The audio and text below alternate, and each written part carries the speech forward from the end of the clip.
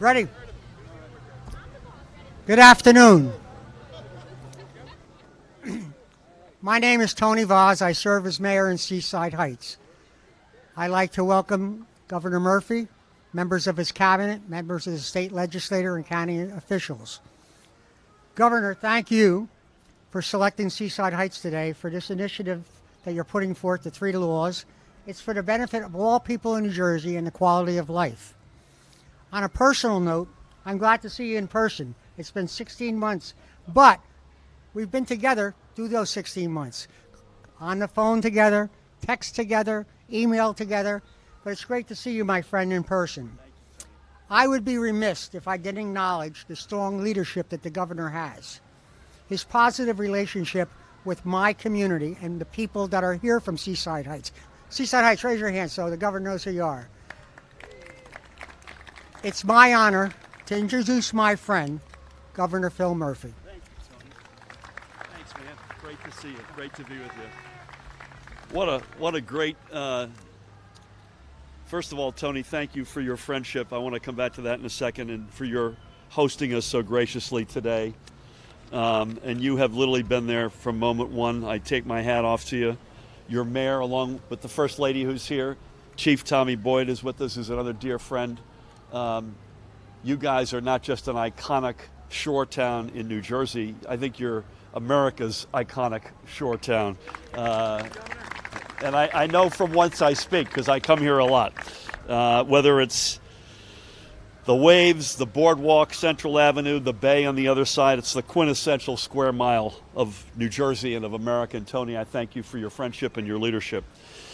Also honored to be here with a whole bunch of other really important folks and leaders, not just on the environment, but on so many other areas. The guy right to my left, whose name is on all of these bills that I'm going to sign today, Senate Environment and Energy Committee Chairman, Senator Bob Smith. Bob, thank you so much for everything. To his left, there's a huge impact on transportation in the state from these bills. To his left, another great leader, Assembly Transportation Committee Chair, Dan Benson. Dan, great to have you. We also have Labor Committee Chair in the Assembly, who I signed a bunch of misclassification bills with yesterday, Joe Egan. Great to have you, Joe. And his son, Kevin, is with us. Kev, great to see you, man. We've got the Assembly Agricultural Natural Resources Committee Chair from my home county of Monmouth, Eric Hoteling. Eric, great to have you here, buddy.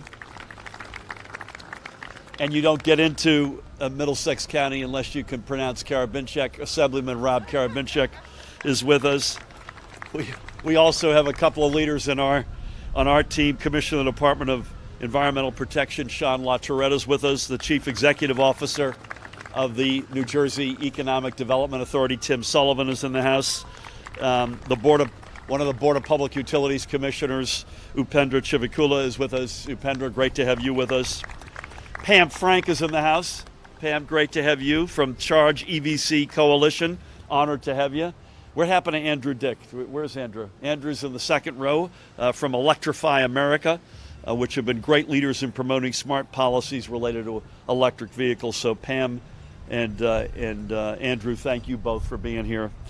We're going to hear from a few of the folks I just acknowledged in a couple of minutes because, of course, even though, Tony, it's a Friday on the shore, we're going to have to start with a couple of speeches before I actually go over here to my right and proudly sign 4 bills that will further support our goal of achieving a 100% clean energy economy in New Jersey by the year 2050.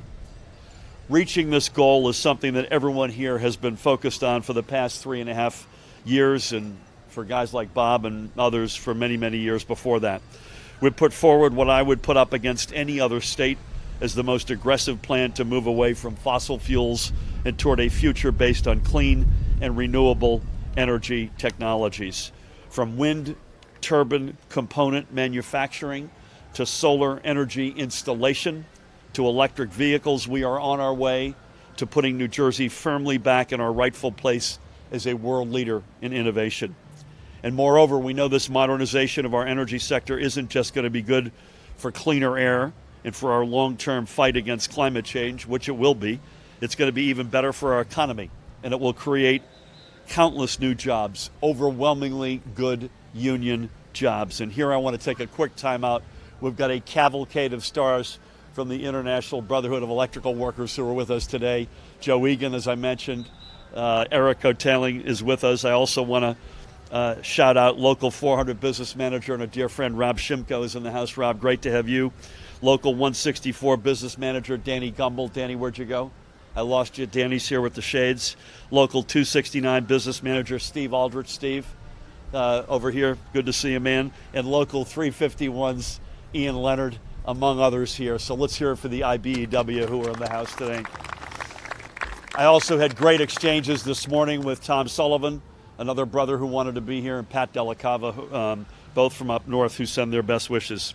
So today we are taking several more big steps forward. Today we are ushering in the next generation of our successful Solar Renewable Energy Certificate program, the so-called SREC 2, to ensure stability in our solar energy marketplace, to provide the financial incentives needed to allow more homeowners and businesses to go solar, and most excitedly to welcome a new frontier as New Jersey expands opportunities for large-scale solar.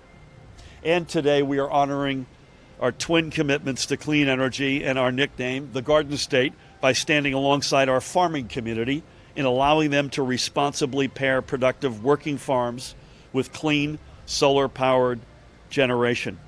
You know, we've talked a lot, I have, about wind energy over the past number of years, and it deserves the amount of airtime it's gotten. But if you look at our clean energy master plan, how we're going to get to that 100% clean energy economy by the middle of this century, it is worth noting that that master plan envisions solar contributing 34%, over 1/3 of our energy by the middle of this century, which makes today's steps even more important. And at the same time, switching gears for a second, today we're making New Jersey an even more welcoming place for the growing numbers of electric vehicles on our roads, with new laws that will streamline local zoning laws so more residents can install charging stations at their homes, and new standards for municipalities to meet in providing charging stations for downtown residents and visitors. It is also a fact, again, we focus on a lot of the other areas in the economy that emit greenhouse gases. Let's keep in mind the transportation sector accounts for 40% of the greenhouse gas emissions today in our state. These new laws taken together in and of themselves aren't going to get us to the 100% clean energy economy. We know that. But there is no one single way for us to get there. Meeting this ambitious goal requires us to think broadly and to find ways to chip away at our fossil fuel addiction, one solar panel and one electric vehicle charging station at a time. I also want to once again thank the legislatures. I want to give Lisa Swain, Annette Quijano, and Ron Dancer a shout out. I was back and forth with them. They could not be with us today. I want to thank legislators here and not with us, our state, county, and local officials who are with us and beyond, because this proves as well that this is a whole of government and whole of New Jersey effort.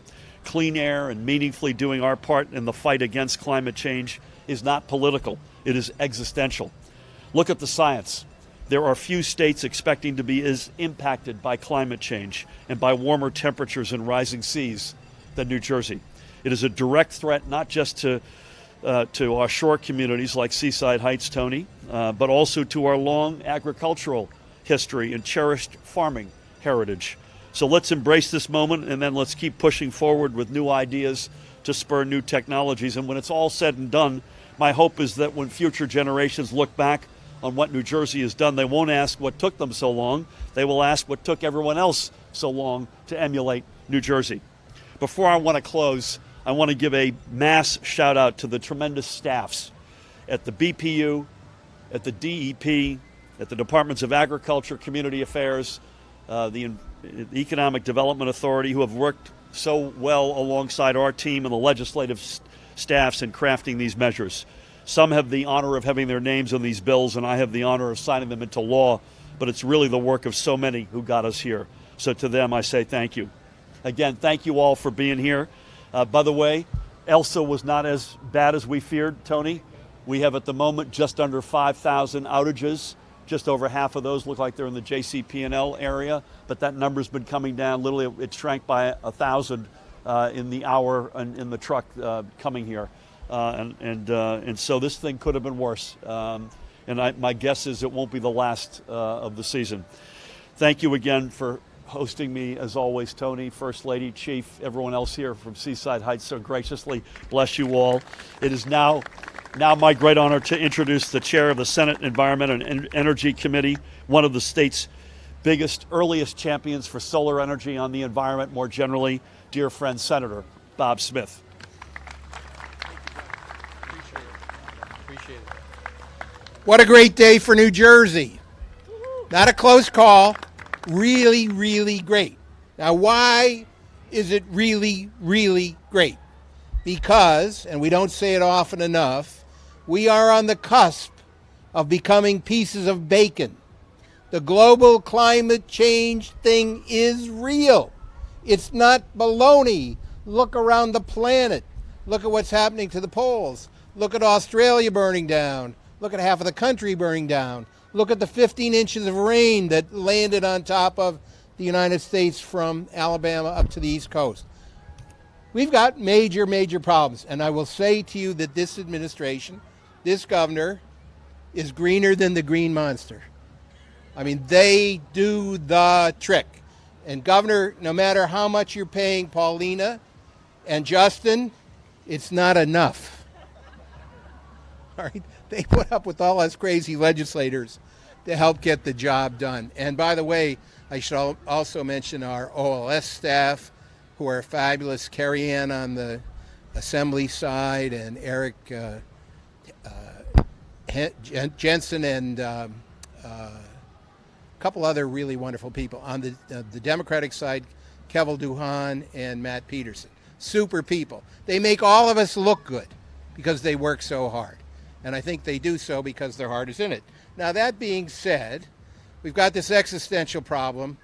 What we hear from the experts is that you have a very limited time to get this right, and that one of the biggest sources of our climate change gases is transportation.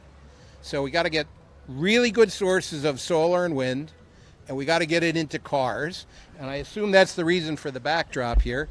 If you take a look behind me, you see some really nice charging stations. So these bills are aimed to do that. Number one, there's a bill in there on charging infrastructure, which Dan Benson and a whole bunch of his assembly colleagues greatly improved. But what it does is it streamlines the local planning and zoning process. It makes charging infrastructure a permitted accessory use in all zones. And it sets up a process through the zoning department where you don't have to go to a planning board and zoning board. And that's not a great thing. I'm a planning and zoning lawyer. I make too much money representing clients in front of planning and zoning boards. We need to accelerate that process. So that's a really fabulous thing. And then two things that the governor is going to sign on to is what's called dual-use solar and grid-scale solar. And let me tell you about that.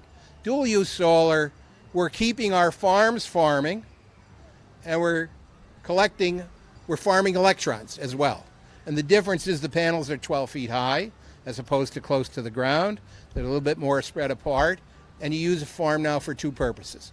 So graze cattle, grow berries, do whatever you want underneath, and at the same time generate clean solar electricity. We have the Department of Agriculture on board, and the Department of Agriculture was the steward of their of that area of the state's activities. They wanted to make sure it was done right. So we have a 3-year pilot program. It's going to generate 200 megs of electricity, which is not huge, but it's pretty big. You know, it's a really good start.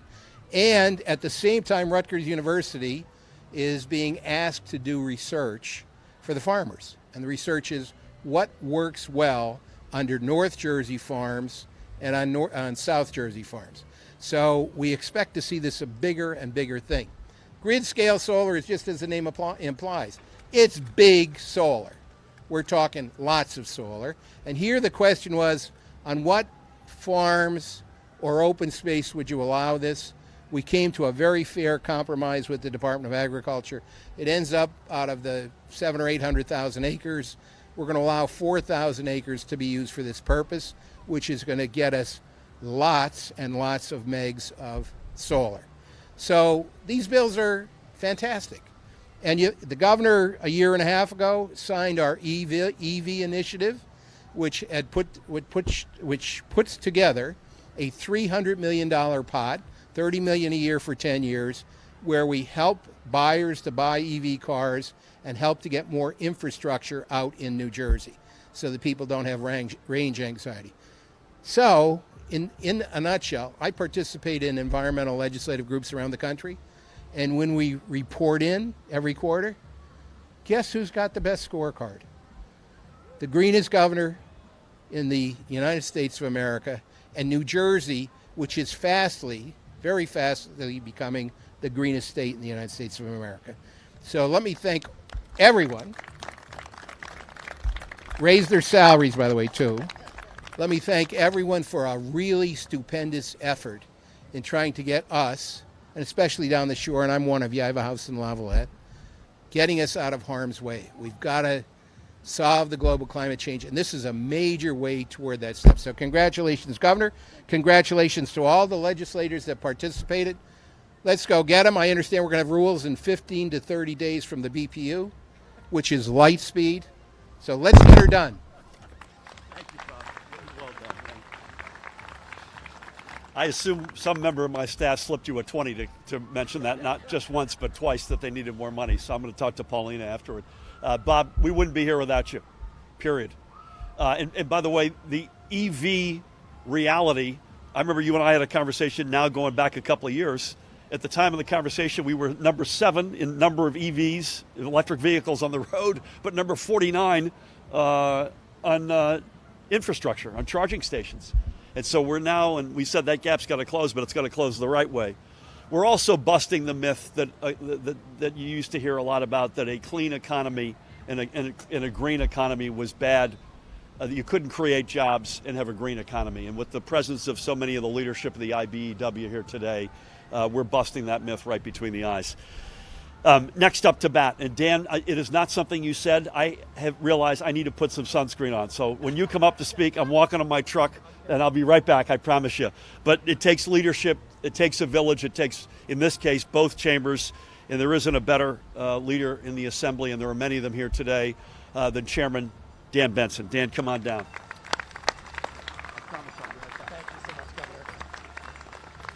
From one Irish guy to another, please bring some sunscreen back for me.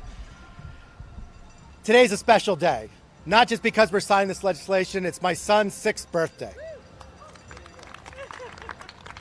And when I want to think about what type of future we want to leave to our children, I want it to be greener and cleaner, one that is brighter, not just from the sun, but from the ground up, because we're building a better economy, as the governor so often talks about in his leadership. A year ago, he signed the EV legislation to put incentives and to set really aggressive goals to get us where we need to be. But my concern, as you heard, we were 49th in infrastructure. So how do we get from 49th back into that top 10, just as we are in purchases? Well, we do that by putting an EV bill for siting together, even when all the stars aligned. And this is where, groups like Charge EVC and my friend Andrew Dick from Electrify America, when I sat down with Andrew, he talked about, we have private sector money. This isn't public dollars. This is our own money. When all the stars align, you have a town that wants the station. You have a site that you've located. It still can take you up to 6 months to get the job done.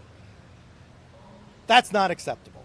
And so working with, can I say mentor, Senator Smith, when I was a 20-something-year-old working at Rutgers at the Center for Energy Policy, there was 2 people I got to meet very early on, Senator Bob Smith and then Assemblyman Upendra Shivakula, now Commissioner. And they took me under their wing early on to talk about not only how we have to make New Jersey a better place, and they've been doing it every single day, but how to get the job done legislatively. So when I had the privilege of joining my colleagues, and we have 3 amazing chairs and amazing colleagues here that the governor introduced, I'd be remiss if I also didn't mention, since we have so many IBW here, my running mate and my district mate, Wayne D'Angelo from Local 269, chair of the ATU committee. really, we want to get this job done. So when I heard it took 6 months sometimes to get things when everybody agreed, I knew we had to act. So working with Senator Smith, we put together, and many of my colleagues, Assemblywoman Lisa Swain, we put together a bill that streamlines the zoning process and the permitting process, but just as important, that says parking lots like this, much of the cost is retrofitting for this. While we look for the next generation of charging stations, we shouldn't have to dig up every parking lot. So when we have a new parking lot being built, every one of those now will have the conduit and the wiring to be able to install the next set of chargers. And more importantly, we're going to have mandates for charging stations over the next 10 years in residential communities, because we know much of charging happens at home. And if there isn't a charging station where you live, you're not going to buy an EV vehicle. So we set some amazing goals because of the great work of activists and folks here in this area here. We're going to get the job done. And now that you're back and you look definitely not bacon, as Senator Smith said, I know, I'm going to say it again too, the greenest governor. And not green for green's sake, it's for jobs. And I love that we have IBW here, and I see all the residents from Seaside Heights, because we are setting that great future for folks like my 6-year-old to make sure that when they grow up, we have the solar, we have wind, and we have a transportation industry that's fighting climate change, not contributing to it. So thank you, Governor. Thank you, everyone. I'm looking forward to signing. Thank you. Thanks for ripping. Let me get my... Dan, thank you. Deep appreciation also for giving me a minute or two to jump on the truck and cover my Irish skin. I'm glad you mentioned Wayne D'Angelo, because I had meant to. Wayne wanted to be here, another great member of the IBEW and a great legislator as well. By the way, I hope Chevrolet's paying attention. This is like a free commercial for them and General Motors here, right? Good Lord. With that, please, I mentioned her earlier, and she has been at the forefront of the fight to get our state into the best shape possible for electric vehicles. Please help me welcome the CEO of Charge EVC NJ, Pam Frank.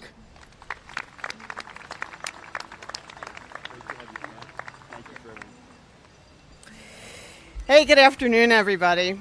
So on a trip to Italy, my sister brought me back this necklace. It reminded her of the time turner Harry Potter's Hermione receives from Dumbledore. So she can be in two places at once. See, Hermione had a heavy course load, and she was a real classic overachiever. She's also my favorite Harry Potter character. So I thought I could use it perhaps today to turn back the time to 2002. When I was in the room where it happened. Are you sensing a theme? And we were discussing solar goals for the state of New Jersey. We thought 90 megawatts over the period of 18 years was a moonshot.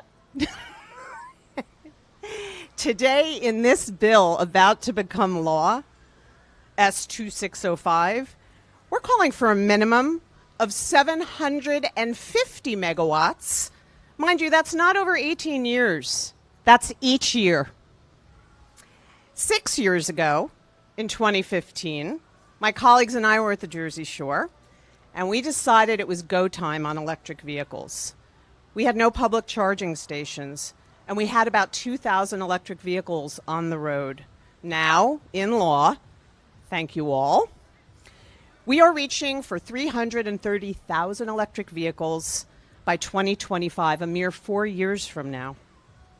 Today, we have about 41,000 of these cars on the road. So we should all take a minute to just sit with the increasing pace of change, because it's a bit mind-blowing. Our governor understands that the aggressive and thoughtful pursuit of clean energy and the economy in New Jersey will be the rising tide that lifts all boats. And importantly, in the name of fairness and in the name of decency, the governor recognizes for that so many generations, so many of our boats have never even left the shore. Putting his vision together with the leadership of these two men, Senator Smith and Assemblyman Benson, means a lot is happening. Witness today. And I promise you there is a lot more to come. I want to highlight the example of S3223, a bill that is technical in nature And it may not capture the imagination, but it should, because it's nation leading and it removes a primary obstacle to reaching our emissions and economic goals, getting charging structure in the ground. You see, the build it and they will come line is deeply relevant. So we understand that most of New Jersey drivers will not consider an electric vehicle until they can see charging infrastructure out and around. The dreaded syndrome known as range anxiety, for which there is a known cure. Before this bill about to become law, New Jersey was at the bottom of the barrel on the time it took for charging infrastructure to be built and operational. And as we all understand, the carbon emissions and the toxic air emissions don't wait. They just keep rising. So we're walking and chewing gum at the same time. We're doing the work to get the cars, trucks, buses, and bikes, all things with wheels on the road, and ensuring the other side of the equation, the infrastructure, to power all of this and build it quickly and build it affordably. All of these men sitting to my left understand this challenge, and the process of getting this particular bill to the governor's desk was by necessity highly collaborative, involving discussions with many stakeholders, many state departments, the governor's staff, and legislators. And it's hard work. It takes leadership, persistence, grit, and all the while keeping your eye on the prize. The result is we're here today. I'll note that all of these bills passed with strong support from both parties. Thank you, Governor. Thank you, Senator Smith, Assemblyman Benson. This Jersey girl believes in our leadership, believes in our state, and I anticipate a great, cleaner, and fairer day ahead for all of us. And thanks for having me speak today. Pam, I love that. I love those remarks. Thank you so much. Those were incredible remarks, and I have to say, Pam, you put it both the historical context around what we're doing today and also highlighted the rate of change. The rate of change is astronomical right now. So hats off to you. We're not here to talk about NJ Transit, but one other weapon that we've got here in terms of climate change is to get NJ Transit fixed and as green as possible so that folks have confidence that they can get to where they're going on time and safely, and they can perhaps leave their car at home. So with that, I have the great honor to step to my right. I don't think you need all the hygienics. I think we're good unless you have a personal reason to do that, Matt. And I'm going to sign each of these 4 bills into law. Councilman Matt Stanishi will make sure you get the pens delivered to you.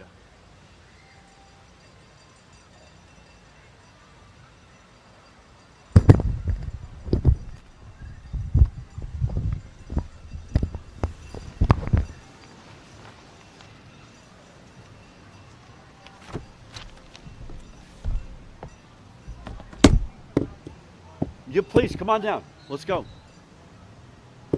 These pens are really hot. I have a hard time. Block the sun for you, don't worry. Yeah. Yeah, these are real. I'm not sure I can hold this in my hand long enough to sign the darn bill, but Keep it in the cooler next time. I think you guys are getting one. Yeah, I may actually borrow that.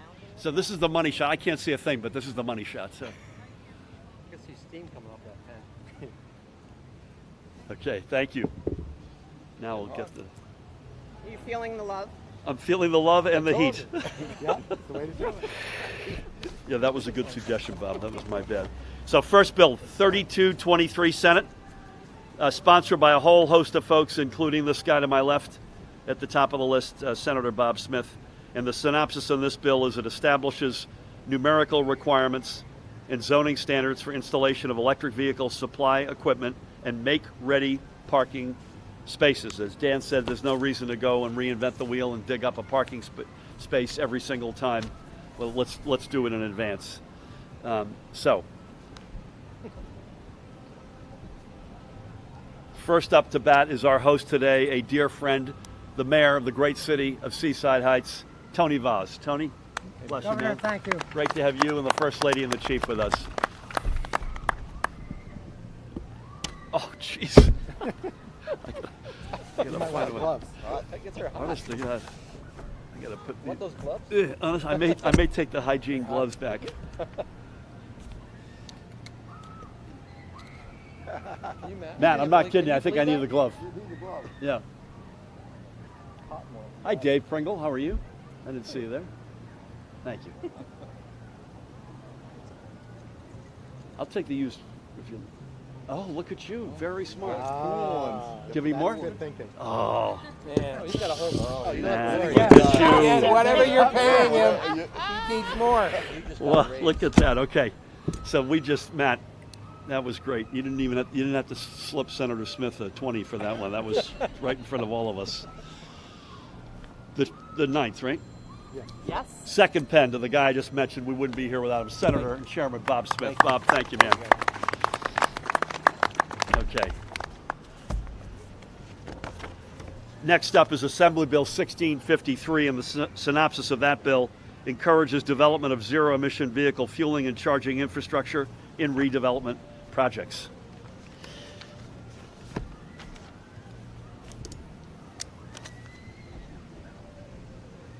We heard from him a few minutes ago, a great leader in the Assembly, Chairman and Assemblyman Dan Benson. Dan, where are you? Congratulations so much. Well done.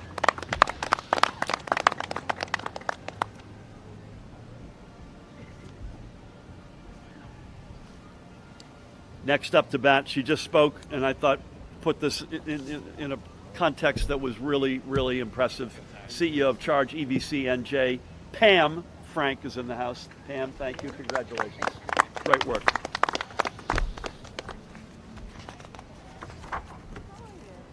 Next up, we have Assembly Bill number 4554.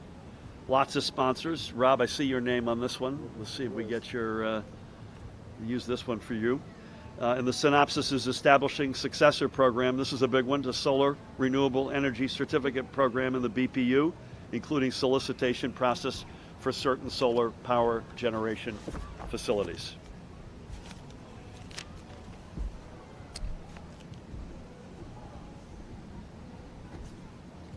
Oops, sorry. Assemblyman, the aforementioned Rob Karavinchak, right here with the shades on. I didn't recognize you.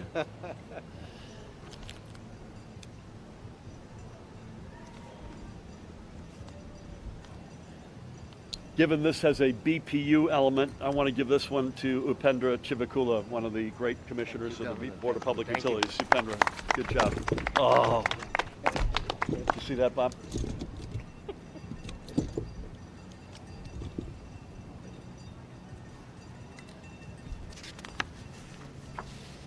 Assembly Bill 5434, the synopsis establishes dual-use solar project pilot program for unpreserved farmland, allows land use for dual-use solar project to be eligible for farmland assessment under certain conditions. Lots of good sponsors, including Eric Hoteling, his name on this bill.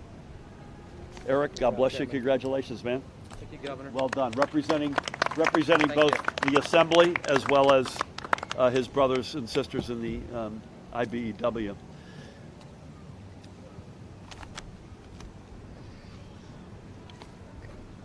Department of Environmental Protection Commissioner Sean LaTourette. Sean, well done, buddy. Thank you.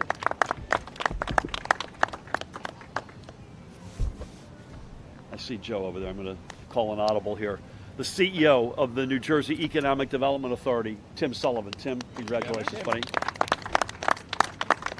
And I can't ask that Joe Egan would come all the way down from Middlesex County and not give him a pen. So, Joe, God bless you. That's for you, man. So these are, I am happy to say, surrounded by incredibly important folks who helped us get over the goal line. These are now the law of the land. Thank you all so much. We'll do a group shot, is that right?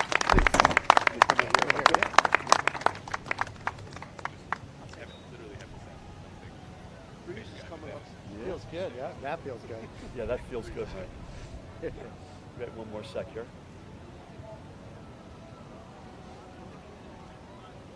Thank you all. Thank you. Thank you. Governor. Put it back up. Great Thanks, job, guys. Governor. Very nice. More good stuff.